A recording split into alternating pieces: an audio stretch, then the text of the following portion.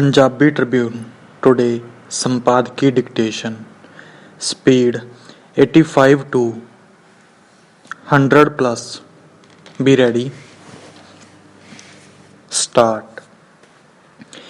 कई लोग social media दे प्लेटफार्मां ते बोल के मन दी पड़ास कढ रहे हन, पर साडी समाजिक तौर दसदी है कि सानू कोई राह जां दिशा दिखाई नहीं दे रहे। डंडी लोग ताकत ते सत्ता दी दीवार च सन लाउणा चाहुंदे हन ਅਤੇ आस करते हन कि ਇਹੋ ਜਿਹੀ सन लगन पिछों हर पासे चानण हो जावेगा, पर ਉਹਨਾਂ ਨੂੰ सन ਲਾਉਣ ਦਾ ਕੋਈ ਤਰੀਕਾ ਨਹੀਂ ਸੁੱਝ ਰਿਹਾ। ਡੰਡੀ ਕਈ ਮਹੀਨਿਆਂ ਤੋਂ ਚੱਲ ਰਹੇ ਕਿਸਾਨ ਅੰਦੋਲਨ ਨੇ ਲੋਕਾਂ ਦੀਆਂ ਆਸਾਂ ਨੂੰ ਜਿਉਂਦਿਆਂ ਰੱਖਿਆ ਹੈ, ਪਰ ਇਸ 'ਤੇ ਵੀ ਕੋਵਿਡ-19 ਦੇ ਪਰਛਾਵੇਂ ਪੈ ਰਹੇ ਹਨ। ਡੰਡੀ ਪੈਰਾ ਚੇਂਜ ਸੱਤਾਧਾਰੀਆਂ ਅਤੇ ਸਿਆਸੀ ਪਾਰਟੀਆਂ ਦਾ ਰਵੱਈਆ ਇੱਕ ਦੂਸਰੇ ਨੂੰ ਦੋਸ਼ ਦੇਣ ਅਤੇ ਆਪਣੀ ਸੱਤਾ ਮਜ਼ਬੂਤ ਕਰਨ ਤੋਂ ਅਗਾਂਹ ਨਹੀਂ ਵਧਿਆ। ਡੰਡੀ ਕੇਂਦਰ ਸਰਕਾਰ ਅਤੇ ਭਾਰਤੀ ਜਨਤਾ ਪਾਰਟੀ ਨੇ ਦਾਅਵੇ ਤਾਂ ਬਹੁਤ ਕੀਤੇ, ਪਰ ਜ਼ਮੀਨੀ ਹਾਲਾਤ ਦੱਸ ਰਹੇ ਹਨ ਕਿ ਇਹ ਸਾਰੇ ਦਾਅਵੇ ਤੱਥਾਂ ਨਾਲ ਮੇਲ ਨਹੀਂ ਖਾਂਦੇ। ਡੰਡੀ ਇੱਕ ਪਾਸੇ ਕੇਂਦਰੀ ਸਿਹਤ ਮੰਤਰੀ ਇਹ ਸੰਦੇਸ਼ ਦੇ ਰਿਹਾ ਸੀ ਕਿ ਅਸੀਂ ਸਰੀਰਕ ਦੂਰੀ ਬਣਾ ਕੇ ਰੱਖਣ ਦੇ ਅਸੂਲ 'ਤੇ ਚੱਲੀਏ, ਅਤੇ ਦੂਸਰੇ ਪਾਸੇ ਪ੍ਰਧਾਨ ਮੰਤਰੀ ਪੱਛਮੀ ਬੰਗਾਲ ਵਿੱਚ ਹਜ਼ਾਰਾਂ ਲੋਕਾਂ ਦੇ ਇਕੱਠ ਨੂੰ ਵੇਖ ਕੇ ਖੁਸ਼ ਹੁੰਦਿਆਂ ਕਹਿ ਰਹੇ ਸਨ ਕਿ ਉਹਨਾਂ ਨੂੰ ਹਰ ਪਾਸੇ ਲੋਕ ਹੀ ਲੋਕ ਦਿਖਾਈ ਦੇ ਰਹੇ ਹਨ। ਡੰਡੀ ਉਹੀ ਲੋਕ ਹਸਪਤਾਲਾਂ ਵਿੱਚ ਬੈੱਡ, ਆਕਸੀਜਨ ਅਤੇ ਦਵਾਈਆਂ ਨਾ ਮਿਲਣ ਕਾਰਨ ਮਰ ਰਹੇ ਹਨ। ਡੰਡੀ ਸੰਤਾਨ, ਮਾਪੇ, ਭੈਣ ਭਰਾ, ਰਿਸ਼ਤੇਦਾਰ ਸਭ ਰੋ ਕੁਰਲਾ ਰਹੇ ਹਨ, ਪਰ ਸੱਤਾਧਾਰੀਆਂ ਨੂੰ ਕੁਝ ਸੁਣਾਈ ਨਹੀਂ ਦਿੰਦਾ। ਡੰਡੀ ਜੇ ਟੀਵੀ ਦੀਆਂ ਬਹਿਸਾਂ ਤੇ ਭਾਜਪਾ ਦੇ ਬੁਲਾਰਿਆਂ ਨੂੰ ਸਵਾਲ ਪੁੱਛੇ ਜਾਂਦੇ ਹਨ, ਤਾਂ ਉਹ ਸਵਾਲ ਪੁੱਛਣ ਵਾਲਿਆਂ ਨੂੰ ਤਿੱਖੇ ਤੇਵਰ ਦਿਖਾਉਂਦੇ ਮਹਾਰਾਸ਼ਟਰ, ਛੱਤੀਸਗੜ੍ਹ ਆਦਿ ਪ੍ਰਾਂਤਾਂ ਜਿੱਥੇ ਗੈਰ ਭਾਜਪਾ ਸਰਕਾਰਾਂ ਹਨ ਦੇ ਅੰਕੜੇ ਦੱਸਦੇ ਹਨ ਕਿ ਉੱਥੇ ਜ਼ਿਆਦਾ ਮੌਤਾਂ ਹੋ ਰਹੀਆਂ ਹਨ। ਡੰਡੀ ਕੋਈ ਆਪਣੀ ਜ਼ਿੰਮੇਵਾਰੀ ਦੀ ਗੱਲ ਨਹੀਂ ਕਰਦਾ। ਡੰਡੀ ਪੈਰਾ ਚੇਂਜ ਦੁੱਖ ਦੁਸ਼ਵਾਰੀਆਂ ਅਤੇ ਉਹਨਾਂ ਦਾ ਸਾਹਮਣਾ ਕਰਨਾ ਜੀਵਨ ਦਾ ਹਿੱਸਾ ਹੈ। ਇਹੀ ਜੀਵਨ ਹੈ। ਡੰਡੀ ਹਿੰਦੁਸਤਾਨੀ ਬਰੇ ਸਗੀਰ ਉਪ ਮਹਾਂਦੀਪ ਵਿੱਚ ਹਜ਼ਾਰਾਂ ਵਰ੍ਹੇ ਪਹਿਲਾਂ ਮਹਾਤਮਾ ਬੁੱਧ ਨੇ ਦੁੱਖ ਨੂੰ ਜ਼ਿੰਦਗੀ ਦੇ 4 ਬੁਨਿਆਦੀ ਸੱਚਾਂ ਵਿੱਚੋਂ ਸਭ ਤੋਂ ਮੁੱਢਲਾ ਮੰਨਿਆ। ਡੰਡੀ ਸ਼ੇਖ ਫਰੀਦ ਨੇ ਕਿਹਾ, ਫਰੀਦਾ ਮੈਂ ਜਾਣਿਆ ਦੁੱਖ ਮੁਝ ਕੂ ਦੁੱਖ ਸਬਾਇਐ ਜਗ। ਡੰਡੀ ਉੱਚੇ ਚੜ੍ਹ ਕੇ ਦੇਖੀਏ ਤਾਂ ਘਰ ਘਰ ਇਹਾ ਅੱਗ। ਡੰਡੀ ਜੀਵਨ ਵਿੱਚ ਦੁੱਖ ਦੀ ਵਿਆਪਕਤਾ ਨੂੰ ਗੁਰੂ ਨਾਨਕ ਦੇਵ ਜੀ ਨੇ ਨਾਨਕ ਦੁਖੀਆ ਸਭੋ ਸੰਸਾਰ ਡੰਡੀ ਦੇ ਸ਼ਬਦਾਂ ਰਾਹੀਂ ਬਿਆਨ ਕੀਤਾ। ਡੰਡੀ ਕੁਝ ਦੁੱਖ ਮਨੁੱਖ ਦੇ ਨਿੱਜੀ ਹੁੰਦੇ ਹਨ ਤੇ ਕੁਝ ਕੁਦਰਤੀ ਆਫਤਾਂ ਸਮਾਜ ਤੇ ਸੱਤਾ ਦੀ ਬਣਤਰ, ਜਾਤੀ ਤੇ ਜਮਾਤੀ ਵਿਤਕਰਿਆਂ ਤੇ ਹਿੰਸਾ ਅਤੇ ਹੋਰ ਜਾਣੇ ਅਣਜਾਣੇ ਸਰੋਤਾਂ ਤੋਂ ਪੈਦਾ ਹੁੰਦੇ ਹਨ। ਡੰਡੀ ਦੁੱਖ ਦਾ ਨਿੱਜੀ ਹੋਣਾ ਤਾਂ ਜੀਵਨ ਦਾ ਆਂਤਰਿਕ ਸੱਚ ਹੈ ਹੀ, ਪਰ ਬਹੁਤ ਵਾਰ ਮਨੁੱਖਤਾ ਨੂੰ ਸਥਾਨਕ, ਖੇਤਰੀ ਜਾਂ ਸਮੂਹਿਕ ਪੱਧਰ 'ਤੇ ਵੱਡੇ ਦੁੱਖਾਂ ਦਾ ਸਾਹਮਣਾ ਕਰਨਾ ਪੈਂਦਾ ਹੈ। ਡੰਡੀ, ਇਸ ਵਾਰ ਇਹ ਦੁੱਖ ਕੋਵਿਡ-19 ਦੇ ਰੂਪ ਵਿੱਚ ਪੇਸ਼ ਹੋਇਆ ਹੈ ਅਤੇ ਇਸ ਨੇ ਜੀਵਨ ਦੀਆਂ ਚੂਲਾਂ ਇਉਂ ਹਿਲਾਈਆਂ ਹਨ ਕਿ ਵਿਦਵਾਨ ਮਨੁੱਖਤਾ ਦੇ ਇਤਿਹਾਸ ਨੂੰ ਪੂਰਵ ਕਰੋਨਾ ਕਾਲ ਅਤੇ ਉੱਤਰ ਕਰੋਨਾ ਕਾਲ ਵਿੱਚ ਵੰਡਣ ਲੱਗ ਪਏ ਹਨ। ਡੰਡੀ, ਸਟਾਪ। ਹਾਂਜੀ, ਹੁਣ ਸਪੀਡ ਥੋੜ੍ਹੀ ਜਿਹੀ ਜ਼ਿਆਦਾ ਕਰਾਂਗੇ, 5 ਤੋਂ 10 ਸ਼ਬਦ ਪ੍ਰਤੀ ਮਿੰਟ। B ready, start. ਸ਼ੁੱਕਰਵਾਰ ਦਿੱਲੀ ਵਿੱਚ ਹਾਲਾਤ ਇੰਨੇ ਵਿਗੜ ਗਏ ਸਨ ਕਿ ਦਿੱਲੀ ਹਾਈਕੋਰਟ ਨੇ ਰਾਤ ਸਮੇਂ ਹਸਪਤਾਲਾਂ ਵਿੱਚ ਆਕਸੀਜਨ ਮੁਹੱਈਆ ਕਰਵਾਉਣ ਬਾਰੇ ਸੁਣਵਾਈ ਕੀਤੀ। ਡੰਡੀ, ਦਿੱਲੀ ਹਾਈਕੋਰਟ ਨੂੰ ਮਜਬੂਰ ਹੋ ਕੇ ਆਦੇਸ਼ ਦੇਣੇ ਪਏ ਕਿ ਹਸਪਤਾਲਾਂ ਵਿੱਚ ਆਕਸੀਜਨ ਮੁਹੱਈਆ ਕਰਾਉਣਾ ਕੇਂਦਰ ਸਰਕਾਰ ਦੀ ਜ਼ਿੰਮੇਵਾਰੀ ਹੈ। ਡੰਡੀ, ਜਿੱਥੇ ਕੇਂਦਰ ਸਰਕਾਰ ਕਰੋਨਾ ਕਾਰਨ ਵੱਧ ਰਹੇ ਸੰਤਾਪ ਲਈ ਜ਼ਿੰਮੇਵਾਰ ਹੈ, ਉੱਥੇ ਸੂਬਾ ਸਰਕਾਰਾਂ ਵੀ ਆਪਣੀ ਜ਼ਿੰਮੇਵਾਰੀ ਤੋਂ ਮੁਕਤ ਨਹੀਂ ਹੋ ਸਕਦੀਆਂ। ਡੰਡੀ, ਨਿੱਜੀ ਖੇਤਰ ਨੇ ਵੀ ਦਾਅਵੇ ਤਾਂ ਬਹੁਤ ਕੀਤੇ ਹਨ, ਪਰ ਕਿਤੇ ਵੀ ਵੱਡੀ ਪੱਧਰ 'ਤੇ ਲੋਕਾਂ ਨੂੰ ਸਹਾਇਤਾ ਨਹੀਂ ਪਹੁੰਚਾਈ। ਡੰਡੀ, ਕੁਝ ਸਮਾਂ ਪਹਿਲਾਂ ਸਾਡੇ ਪ੍ਰਧਾਨ ਮੰਤਰੀ ਨੇ ਸਾਡੇ ਦੇਸ਼ ਨੂੰ ਆਤਮ ਨਿਰਭਰ ਹੋਣ ਦਾ ਸੱਦਾ ਦਿੱਤਾ ਸੀ। ਡੰਡੀ, ਅੱਜ ਦਾ ਸਮਾਂ ਦੱਸ ਰਿਹਾ ਹੈ ਕਿ ਅਸੀਂ ਇੱਕ ਦੂਸਰੇ 'ਤੇ ਕਿੰਨੇ ਨਿਰਭਰ ਹਾਂ।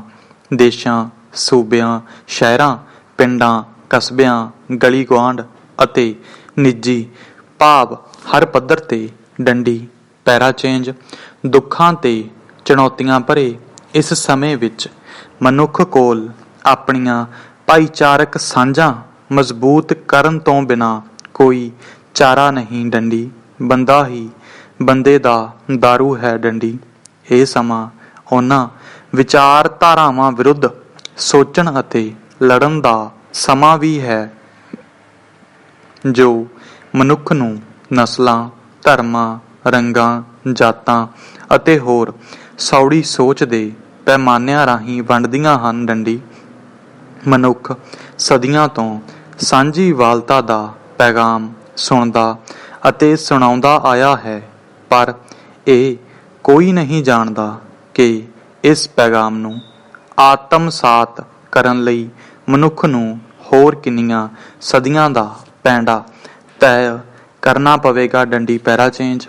ਕੋਵਿਡ-19 ਦਾ ਇੱਕ ਹੋਰ ਪੱਖ ਸੰਦੇਸ਼ ਮਨੁੱਖ ਦੇ ਸੀਮਤ ਹੋਣ ਨੂੰ ਮੁੜ ਦੁਹਰਾਉਣਾ ਹੈ। ਡੰਡੀ, ਸਦੀਆਂ ਤੋਂ ਕੁਦਰਤੀ ਸ਼ਕਤੀਆਂ 'ਤੇ ਆਪਣਾ ਕਬਜ਼ਾ ਵਧਾਉਂਦਾ ਅਤੇ ਵਿਗਿਆਨਕ ਖੋਜਾਂ ਕਰਦਾ, ਗਿਆਨ ਦੇ ਨਵੇਂ ਭਵਿੱਖਮਈ ਦਿਸ-ਹੱਦੇ ਤਲਾਸ਼ਦਾ, ਆਪਣੇ ਤੋਂ ਚੰਗੇ ਅਤੇ ਤੇਜ਼ ਤਰੀਕੇ ਨਾਲ ਸੋਚਣ ਵਾਲੇ ਰੋਬੋਟ, ਮਸ਼ੀਨਾਂ, ਕੰਪਿਊਟਰ ਬਣਾਉਣ ਦੇ ਦਾਅਵੇ ਕਰਦਾ ਮਨੁੱਖ ਅੱਜ ਸਹਿਮ, ਸ਼ੰਕਿਆਂ ਤੇ ਅੰਧ ਵਿਸ਼ਵਾਸ ਵਿੱਚ ਘਿਰਿਆ ਹੋਇਆ ਹੈ। ਡੰਡੀ, ਕੋਵਿਡ-19 ਨੇ ਉਸ ਦੇ ਤਰਤੀਬ ਨਾਲ ਜਿਉਣ ਵਾਲੀ ਜੀਵਨ ਜਾਚ ਵਿੱਚ ਬੇਤਰਤੀਬੀ ਅਤੇ ਅਨਿਸ਼ਚਿਤਤਾ ਪੈਦਾ ਕਰਦਿਆਂ ਉਸ ਨੂੰ ਉਸ ਮਨੁੱਖ ਦੁਆਰਾ ਵਾਤਾਵਰਣ ਅਤੇ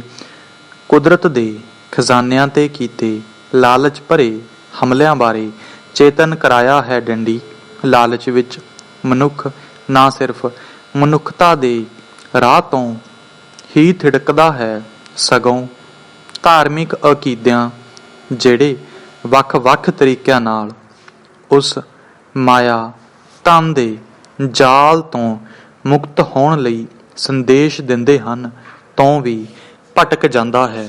ਡੰਡੀ, ਸਟਾਪ। ਹਾਂਜੀ, 2 dictations completed and now speed will increase 5 to 7 words per minute. B ready. Start. ਮਨੁੱਖ ਦੇ ਸੀਮਤ ਹੋਣ ਬਾਰੇ ਉੱਘੇ ਚਿੰਤਕ ਸੱਤਿਆਪਾਲ ਗੌਤਮ ਨੇ ਲਿਖਿਆ ਸੀ, ਇਨਸਾਨੀ ਜ਼ਿੰਦਗੀ ਦੀਆਂ ਅਨੇਕਾਂ ਸੀਮਾਵਾਂ ਹਨ ਡੰਡੀ। ਇਹਨਾਂ ਵਿੱਚੋਂ 3 ਪ੍ਰਮੁੱਖ ਹਨ ਡੰਡੀ। ਪਹਿਲੀ ਸੀਮਾ ਇਹ ਹੈ ਕਿ ਮੌਤ ਸਾਡੀ ਜ਼ਿੰਦਗੀ ਦਾ ਪਰਮ ਸੱਚ ਹੈ ਡੰਡੀ। ਸਾਡੀ ਵਿਅਕਤੀਗਤ ਹੋਂਦ ਸਦੀਵੀ ਨਹੀਂ ਹੈ ਡੰਡੀ। ਮਰਨਾ ਲਾਜ਼ਮੀ ਹੈ, ਪਰ ਅਸੀਂ ਕਿਹੜੀ ਮੌਤ ਮਰਾਂਗੇ ਇਸ ਬਾਰੇ ਸਾਨੂੰ ਪਹਿਲਾਂ ਤੋਂ ਪਤਾ ਨਹੀਂ ਹੁੰਦਾ ਡੰਡੀ। ਸਾਡੀ ਮੌਤ ਸਾਡੀ ਜ਼ਿੰਦਗੀ ਵਿੱਚ ਵਾਪਰੀ ਕੋਈ ਘਟਨਾ ਨਹੀਂ ਹੁੰਦੀ ਡੰਡੀ। ਸਾਡੀ ਮੌਤ ਨਾਲ ਸਾਡੀ ਜ਼ਿੰਦਗੀ ਦਾ ਅੰਤ ਹੁੰਦਾ ਹੈ ਡੰਡੀ।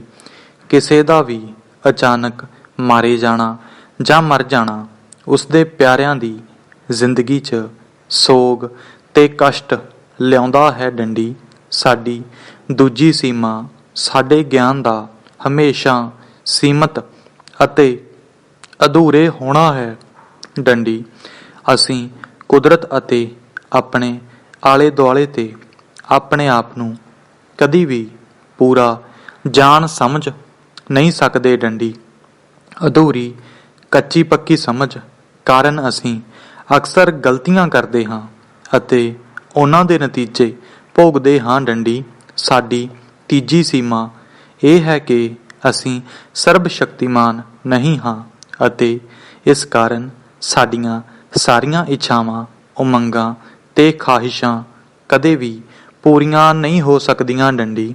ਇਹਨਾਂ ਸੀਮਾਵਾਂ ਜਾਂ ਹੱਦਾਂ ਤੋਂ ਪਾਰ ਜਾਣ ਦੀ ਮਨੁੱਖੀ ਲਾਲਸਾ ਸਾਡਾ ਸੁਭਾਅ ਹੈ, ਪਰ ਮਨੁੱਖੀ ਕਮਜ਼ੋਰੀਆਂ ਤੇ ਸੀਮਾਵਾਂ ਦੀ ਇੱਕ ਸਦੀਵੀ ਸੱਚ ਹੈ ਡੰਡੀ। ਪੈਰਾ ਚੇਂਜ।